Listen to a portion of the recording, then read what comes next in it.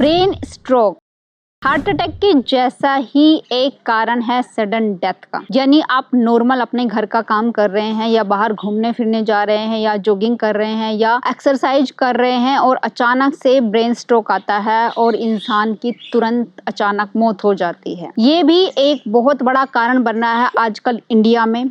Brain stroke हर किसी को हो रहा है, चाहे वो अपने जंगल में काम करने गया हो, चाहे वो घर में काम कर रहा हो या फिर अपने ऑफिस में बैठ के काम कर रहा हो। अचानक से ब्रेन स्ट्रोक होता है और इंसान की वहां पे मौत हो जाती है।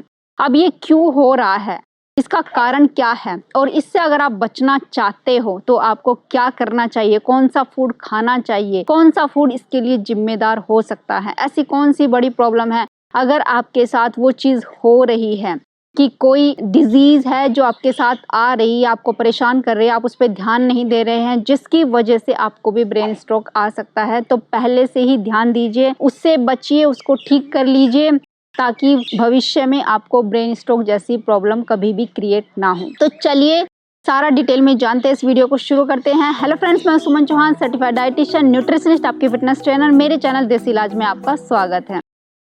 जी हाँ फ्रेंड्स, आपने देखा ही होगा कि हार्ट अटैक कितनी बड़ी तेजी से हमारे भारत में घूम रहा है। कोई भी इंसान नॉर्मल तरीके से काम कर रहा होता है और अचानक से उसे कहीं भी हार्ट अटैक आ जाता है।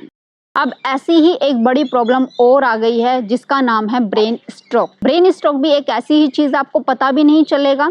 नॉर्मली आप अपना काम करते हैं, खाते पीते हैं, अचानक से ब्रेन स्ट्रोक आता है और इंसान वहीं के वहीं बेहोशी की हालत में पहुंच जाता है और कब उसकी मृत्यु हो जाती है किसी को पता भी नहीं चलता है। हार्ट अटैक में तो फिर भी इंसान को बचाया जा सकता है अगर उसको तुरंत हॉस्पिटल ले जाया जाए, तुरंत ट्रीटमेंट किया जाए, लेकिन ब्रेन स्ट्रोक में उसको चांस ही नहीं मिलता बचाने का। तो ये जानते हैं कि ये क्यों हो रहा है। करीब 1,85,000 लोगों को ब्रेन स्ट्रोक आता है हर साल भारत में, यानी कि हर 4 मिनट में एक इंसान की ब्रेन स्ट्रोक से मृत्यु हो रही है। तो ये क्यों होता है और किन लोगों को चांस है कि ये हो जाएगा। अगर आपका भी बीपी हाई रहता है हर समय, आप भी दवाई खा खा कर उसको कम करते जाते हैं, तो प्लीज इससे बचिए, नेचुरल तरीके से इसे ठीक करिए। गोली से दबाने की जरूरत कम करिए, यानी अपनी बॉडी को इस तरीके से एग्रीवेट मत करिए या ऐसा खाना ना खाइए जिससे आपका बीपी हाई रहता है और फिर गोली खाकर आप उसको दबा देते हैं। तो इन चीजों से जितना बचोगे उतना ही आप अपनी बॉडी को हेल्दी बनाओगे, यानी नेचुरल तरीके से अपना बीपी आपको ठीक करना है।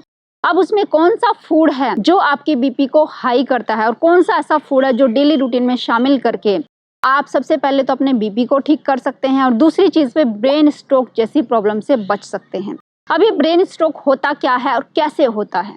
देखिए, जब भी आपका खून गाढ़ा होता है, यानी कुछ ऐसा खाना आप खा रहे हैं या एक्सरसाइज बिल्कुल नहीं कर रहे हैं, यानी जो एक्स्ट्रा कैलोरी आपकी बॉडी में पड़ी हुई है और पानी का इनटेक कम हो रहे हैं, यानी बॉडी आपकी डिहाइड्रेट भी हो रही है, तो इन सब के चलते हुए आपका कोलेस्ट्रॉल बढ़ जाता है और खून गाढ़ा हो जाता है। अब खून गाढ़ा होने की वजह से आपका बीपी हाई होने लगता है। जब ये बीपी हाई होता है तो यानी कि ब्लड का प्रेशर, आपकी जो आर्टरीज है, ब्लड वेसल है, उसमें बहुत तेज गति से होता है, यानी तेज रफ्तार में वो ब्लड बहता है। अब जब ये ब्लड तेज रफ्तार में आपके दिमाग में घूमता है और ऐसे डे बाय डे सालों हो गया आपके दिमाग में ये तेज गति से बह रहा है, तो ये आपकी ब्लड वेसल्स की वाल पे एक तरीके से अटैक करने लगता है, वहां पे रगड़ लगने लगती है और वहां से ये ब्लड वेसल्स खराब होने लगती है। अब धीरे धीरे खराब होते होते वहां पे घाव बनने लगता है और कई बार तो ये वहां से ब्लड वेसल्स फट जाती है। तो फट जाती है, बहुत बार तो इसको ठीक किया जा सकता है कि अचानक से आपको ब्लड स्ट्रोक हो गया, आप बेहोश हो गए,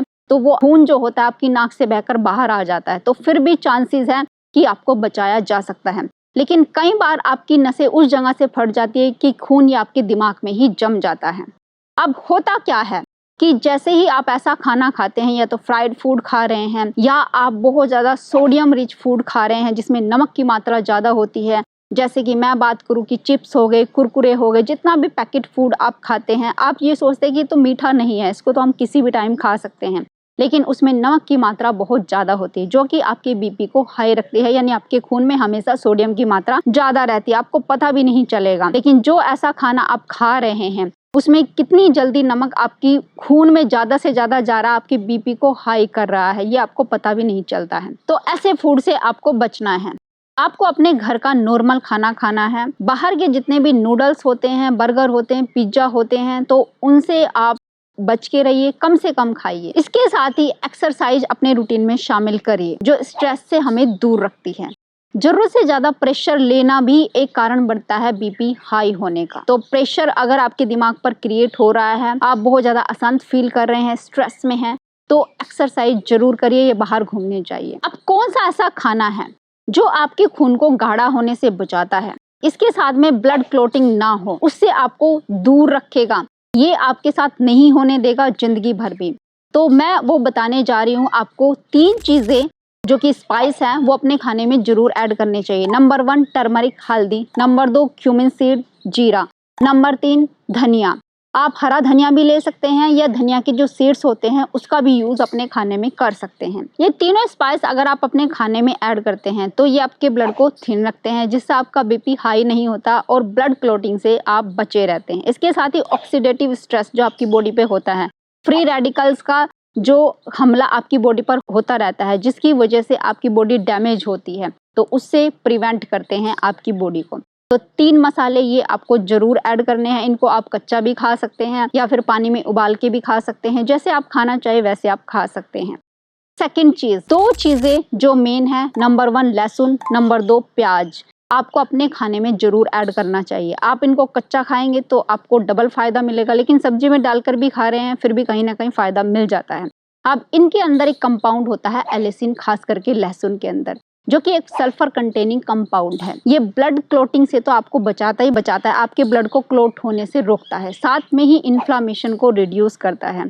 आपकी बॉडी में कोई सूजन है, आपकी ब्लड वेसल्स के अंदर जो इन्फ्लामेशन चलती है, तो उसको ये रोकता है। सेकेंड चीज होती है इसके अंदर फ्लेवोनॉइड्स, जो ऑक्सीडेटिव स्ट्रेस से हमारी बॉडी को सुरक्षित रखती है। ये एक एंटी ऑक्सीडेटिव प्रॉपर्टी होती है इसकी, और एंटी इंफ्लामेटरी प्रॉपर्टी होती है, और प्लेटलेट एग्रीगेशन को रोकता है। प्लेटलेट एग्रीगेशन ऐसा होता है कि ये एक दूसरे को पकड़ लेते हैं तो वहां पे क्लोटिंग की फॉर्मेशन कर देते हैं। तो प्लेटलेट एग्रीगेशन और इन्फ्लामेशन दोनों से ही आपकी बॉडी को बचाता है, जिससे आपकी बॉडी में इन्फ्लेमेशन नहीं होती। आपकी ब्लड वेसल्स की वाल्स के ऊपर जो ये घाव बन जाते हैं, तो उससे आपकी ब्लड वेसल्स को सुरक्षित रखते हैं ये 2 खाने, नंबर 1 लहसुन, नंबर 2 प्याज। तो अपने खाने में जरूर शामिल कर लीजिए, आपका बीपी भी नॉर्मल रहेगा और आपको ब्लड क्लॉटिंग जैसा खतरा कभी नहीं होगा। अब तीसरी चीज है ग्रीन टी। देखो, जैसे आप टी पीते हैं, दूध वाली चाय पीते हैं, तो एक तरीके से जो उसकी एंटी ऑक्सीडेटिव प्रॉपर्टी होती है उसको हम खराब कर रहे होते हैं,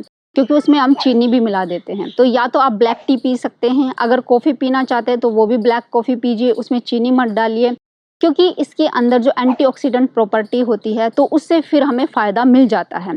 लेकिन अगर आप टी पीना ही पसंद नहीं करते या दूध वाली चाय भी नहीं पीते तो आप ग्रीन टी ले सकते हैं। देखो, एक स्टडी हुई थी 1967 में, जो कि रैट्स के ऊपर की गई थी। तो उसमें एक तरफ कुछ रैट्स को रखा गया जिसमें हाई फैट फूड शामिल किया गया, तो कुछ रैट्स को सिर्फ पानी पिलाया गया और कुछ रैट्स को ग्रीन टी दी गई। अब जब स्टडी की रिसर्च सामने आई तो उसमें क्या पाया गया कि जिन रैट्स को ग्रीन टी पिलाई गई थी, उन रैट्स में जो इन्फ्लामेशन थी वो सिर्फ 1/3 थी, कंपैरिजन में उनके जिनको पानी पिलाया गया था। तो ग्रीन टी बहुत हेल्प करती है आपके बीपी को नॉर्मल रखने में, ऑक्सीडेटिव स्ट्रेस से आपको बचाने में। ऑक्सीडेटिव स्ट्रेस अगर लगातार आपकी बॉडी पर हो रहा है तो ये हमारी बॉडी को डैमेज करता जाता है, और इसके साथ में ही हमारी ब्लड वेसल्स के अंदर जो इन्फ्लामेशन होती है उसको कम करने में ग्रीन टी बहुत हेल्प करती है। तो 1 से 2 cup green tea daily life में शामिल कर लीजिए। चौथी चीज है जो कि इंडिया में बहुत कम करते हैं, वो है सैलेड खाना, पत्तेदार सब्जियां खाना। देखो, हमारी इंडियन फैमिलीज में क्या होता है कि खाना तो हम बहुत अच्छा बनाते हैं, बहुत चटपटा या बहुत स्वादिष्ट बनाते हैं, लेकिन वहीं हम भूल जाते हैं कि कुछ खाना हमें कच्चा भी खाना चाहिए, जो कि हमें न्यूट्रिएंट तो देता ही देता है, साथ में हमारी बॉडी को सुरक्षित रखता है। क्योंकि ये जो न्यूट्रिएंट्स हमारी बॉडी को मिलते हैं कच्चे खाने से, कहीं ना कहीं हमें इन चीज़ों से बचाते हैं, जैसे कि आपकी बॉडी में इन्फ्लामेशन हो रही है, सूजन हो रही है, बीपी हाई हो रहा है, ब्लड शुगर लेवल हाई हो रहा है, या फिर आपके बॉडी में खून गाढ़ा हो रहा है, तो इन चीज़ों से सुरक्षित रखती है। क्योंकि जब हम कच्चा खाना खाते हैं तो उसमें फाइबर कंटेंट ज़्यादा होता है, विटामिन मिनरल्स ज़्यादा होते हैं। तो ये विटामिन मिनरल्स हमारी बॉडी से ऑक्सीडेटिव स्ट्रेस को कम करते हैं, इन्फ्लामेशन को कम करते हैं, ब्लड अगर गाढ़ा हो रहा है उसको भी कम करेंगे, जिससे बीपी हाई होने का खतरा कम हो जाएगा। और साथ में ही अगर आपका खून गाढ़ा है तो उसको पतला करके ब्लड क्लॉटिंग जैसे खतरों से आपको बचाते हैं। जैसे मैं बात करूं कि गाजर की, अगर आप एक गाजर डेली खाते हैं तो इससे हमें बीटा कैरोटीन मिल जाता है। बीटा कैरोटीन जो कि विटामिन ए में बदल जाता है, तो ये ब्लड क्लॉटिंग से हमें बचाता है और हमारी बॉडी के अंदर जो इन्फ्लामेशन होती है डे बाय डे, उससे हम बच जाते हैं। इसके साथ ही अगर जैसे आप पालक खाते हैं तो पालक में भी बहुत सारे ऐसे न्यूट्रिएंट हैं जो कि हमें इस तरह की प्रॉब्लम से बचाते हैं। तो ऐसे अगर मैं सारी सब्जियों पे बात करूं तो वीडियो बहुत लंबी हो जाएगी, तो मैं ये कहना चाहती हूँ कि डेली एक बाउल कच्ची सब्जी, कुछ भी हो सकती है, बीटरूट हो सकती है, कुकम्बर हो सकता है, टमाटर हो सकता है, डेली आपको खाना चाहिए। अब नेक्स्ट है पोटेशियम। अगर आपकी बॉडी में पोटेशियम सही मात्रा में है तो ये जो आपकी बॉडी में सोडियम बढ़ा हुआ होता है उसको दबा देता है या बाहर निकालने में मदद करता है, क्योंकि सोडियम ही एक कारण है जो कि हमारे बीपी को हाई करता है। तो आपको क्या करना है कि सोडियम रिच फूड को खाना है। जैसे मैं बात करूं कि एक केला अगर आप खाते हैं तो लगभग 400 मिलीग्राम पोटेशियम आपको मिल जाता है। तो ऐसे ही हमारे पास बहुत सारे ऐसे फूड हैं, जैसे केला खा सकते हैं, बीटरूट खा सकते हैं, आप बादाम खा सकते हैं, या फिर आप राजमा खा सकते हैं, टमाटर खा सकते हैं। तो लगभग सभी सब्जियों में और सभी फ्रूट्स में आपको अच्छी मात्रा में पोटेशियम मिल जाता है, लेकिन आप खाएंगे तभी मिलेगा ना। तो पोटेशियम एक ऐसा न्यूट्रिएंट है जो सोडियम को आपकी बॉडी से बाहर निकालने में हेल्प करता है, इसलिए पोटेशियम रिच फूड खाने शुरू कर दीजिए। अब नेक्स्ट है ओमेगा 3 रिच फूड। अब जितने फूड में ओमेगा 3 फैटी एसिड्स होते हैं, अगर आप वो खाते हैं तो आपकी बॉडी से इन्फ्लामेशन को रिड्यूस करते हैं। अब जैसे कि मैं बात करूं बादाम के अंदर, अखरोट के अंदर, चिया सीड्स, फ्लैक्स सीड्स, ये सारी चीज़ें आप ले सकते हैं जिसमें ओमेगा 3 फैटी एसिड्स होते हैं जो आपकी बॉडी से इन्फ्लामेशन को रिड्यूस करते हैं। तो आपको ऐसे फूड जरूर शामिल करने चाहिए। 10 से 12 बादाम आप एक दिन में खा सकते हैं, या फिर आप अखरोट ले सकते हैं, चिया सीड की 1 चम्मच खा सकते हैं, फ्लैक्स सीड खा सकते हैं, स्मूदी में डाल के खा सकते हैं, जैसे भी आप खाना चाहें।